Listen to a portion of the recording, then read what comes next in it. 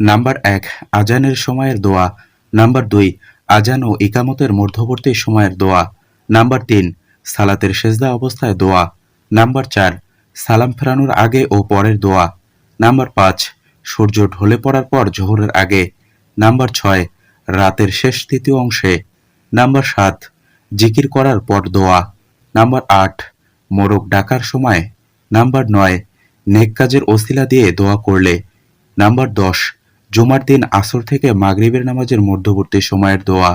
Number ১১, বুধবার জোহর ও আসরের মধ্যবর্তী সময়ের দোয়া।